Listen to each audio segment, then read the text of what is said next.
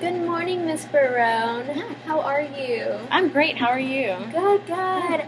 So, how's your morning been so far? Pretty good. Just wanted to come in and see how Jess was doing today. Oh, okay. Well, your Jess is doing really well. I just wanted to come in today and discuss how she's doing in her test. We just recently took the Scholastic Test of Achievements last month, and so it measured what she learned throughout the curriculum we learned throughout third grade. And I just wanted to provide you how she's doing and just a little snapshot. So it's not like find out how she really is doing. It just shows us how she is in certain content areas. Mm-hmm. So here's some of her test scores. So the top portion over here is the norm reference scores. And the norm reference scores is how she's compared to a norm group. And right here, the bottom portion is the criterion reference scores. And it just shows how she performs in certain subject areas, such as reading, math, science. Oh, okay, but going back to the top portion, what Yes. exactly is a norm group? So our norm group is a group of 10,000 students across the nation in the same grade as Jess. They took the same test under the same circumstances. It helps to see where she's at and how she compares with the other students in third grade across the nation. But we're going to start off by going over the norm reference scores first, and then please interrupt me if you have any questions. Well, actually, I did want to go ahead and just ask a quick Yes. question real quick. Right here it says the basic battery and the complete battery. What exactly does that even mean? Yes, that is very confusing. So basic battery is how she performs in basic subject areas such as reading and math. Mm-hmm. So those are our prime content areas, especially in third grade. Mm-hmm. And it does not include social studies or science or whatnot. But complete battery includes the science and social studies content areas. So it's basically the complete content areas and how she's doing. So I also wanted to show you that the basic battery has different subject areas such as listening and comprehension as well. Oh, okay. Thank you for explaining that. Of course. Now I did want to show you how the scores are organized here. If you look at the column labeled number of items, this is where we can see how many questions were asked in each subtest. Over to the right of this column is the raw scores, it shows how many questions Jess answered correctly out of the total items. And if we look here at her reading score, we see that she answered 83 items correctly out of 108. So which put her in the 53rd percentile compared to the norm group. How is she at 53% if 83 is definitely over half of 108? My apologies. So I do want to explain that we're meaning percentiles, not percentages. So percentiles means how she scored out of that she scored 53% better or higher than the average third graders, and that we compared to in the norm group. So you can see here in her reading score that she scored 53% of the total norm group of third grade students. And to give you a visual of this, because visuals are always handy, here's a bell curve. So if Jess scored in the 53rd percentile for total reading, then she scored a little bit above average right here. And in actuality, majority of students score between these two standard deviations right here, where it's the highlighted area. So Jess is on track with her grade level, which is really, really good. As you can see on the right of the norm referenced scores, there are some black little bands. As you can see on the right of the norm reference scores, there's the black bands. And then there's no such thing as a perfect test, so the black bands actually are percentile black bands. And they stand for the standard error of measurement. So it just gives them a little room to, if they did guess on a question and that they did not understand, or if the wording was just confusing, it just gives them a certain error of measurement to show on the test. So if we look another portion of her scores, like the math concept, she scored in the 52nd percentile in the math concept subject test. The standard error measurement is 4. So it says if Jess takes this test again and again, she'll perform between 4 less or 4 more than the 52nd percentile. Okay. Or in other words, between the 48th or the 56th. All right, that makes sense. I was just looking at the norm reference columns, and I don't really understand what scale scores mean either. So what does that mean for her? So scale scored is a scoring system between 200 and 800, with 500 being the average score. So looking back at how Jess performed in math concepts, her scale score is 505. So Jess is performing a bit above the average score, which is 500, and it shows us that Jess understands the math concepts curriculum and that she's performing well in math concepts as well. So do you have any other questions before we move on to criterion related? No, you've been very thorough with me. Thank you. Oh, it's no problem at all. That's what my job is. So I wanted to review with you is the bottom portion. Yeah. So as you can see here, unlike the norm reference scores we just looked at, criterion reference is it shows us how she's doing on each certain subject, content and subject, and also her subtest. So it's different from a norm reference because it does not compare her to a norm group at all.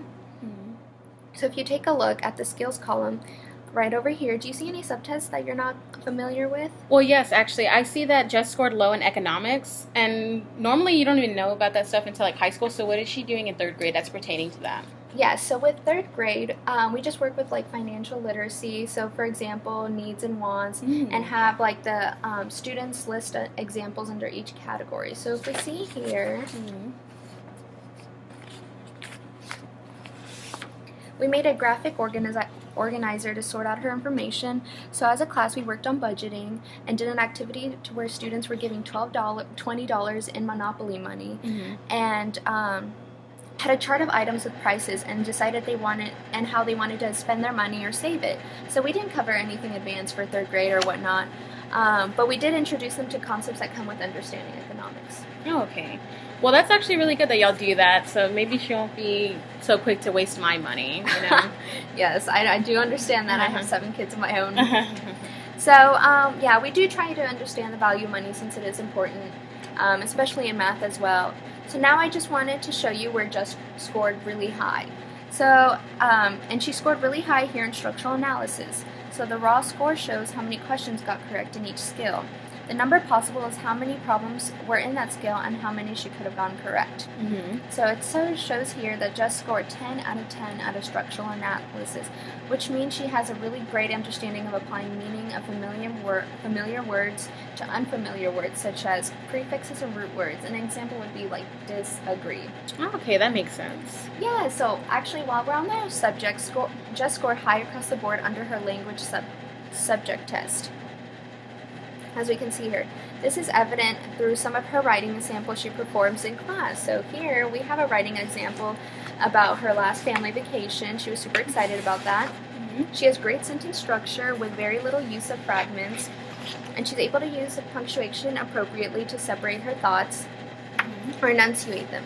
Her writing is very fluid and clear to understand. And now if we look at the subtest pertaining to mathematics, we start to see where Jess scored the lowest. And she scored lowest in numeration. So the concept has to do with expressing numbers in written form. Generally, so we can see here as well, she's on the right track with finding the right numbers, but it seems she switches the ones and the tens sometimes, which is not rare for 3rd graders, but it's something we can work on. So here's an example. So she, when she was instructed to write out a number, what number was represented with a picture of the base 10 blocks.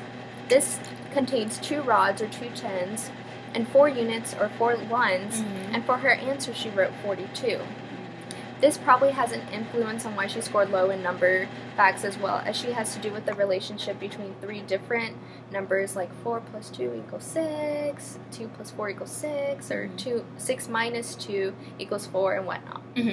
What's happening in class, as we can see here, is that every so often she's combining the additives together as parts, like 4 plus 2 equals 42. I see that. Yes. So what I've noticed is that she doesn't do this consistently, but it does appear every once in a while. So what may be happening is that she's rushing through it, or she's not double-checking her work, because right here, she correctly adds a number and forms the fact families for the sets of numbers. So I'll continue to work on these components with her in class, and I would recommend to do at home is probably finding like some Cheerios, something like small and easy to manipulate, and create fact families with these manipulatives, and then write them down on a piece of notebook paper. But aside from that, she's doing phenomenally well in reading comprehension, but of course you can always improve. In 3rd grade, we want the students to become proficient in their ability to inference, which means to draw conclusions based on evidence provided by the text. What seems to happen on occasion is that Jess is drawing conclusions based on her own personal experience, as I've been told, on our one-on-one conferences with them. So the other day, we had a conference and we did talk about that and her ability to inference. So it's great that she's able to make the connection between herself and the text, but she needs to be able to apply that background knowledge to the experiences and the text to guide her to inference in line with the movement of the story. But with that being said, like many students her age struggle with relating to text, and that she's already meeting that standard, which is really good for Jess in third grade. Well, that's actually really good to hear. I just want to know that she's keeping up with the class. She's not falling behind. I just really want to see her do a little bit better than just average, you know? Yeah, I definitely understand where you're coming from. Like I said, Jess is making great progress in class. What we can do is give her an extra push you're looking for is to maybe follow up with her more frequently and make sure she's staying on track and encourage her to like practice math outside, do more stuff at home, and encourage her to not only like practice math but other content areas as well, so she can get that real world application that she needs. In reading, it would benefit her to continue to read books of her choice on a nightly basis, about 20 to 30 minutes. So yeah, well, that sounds attainable. So thank you for taking the time to walk me through all of this. A lot of information to go through. Is there any way I can get a copy of this actually? Yes, absolutely. So you can go ahead and keep this copy for your own records, and I'll actually go ahead and give you this handout right here that contains all the explanations of the test components that we went over. So while I still have you here, do you have any more questions? Not at all, but if anything crosses my mind, I have your email and your phone number in my phone, so I'll be letting you know. Well, that's going to conclude our evening and our conference. Let me go ahead and walk you out. Great. Like I said, shoot me an email or text me if you need anything else. Oh, thank you. It was nice meeting you. Nice meeting you.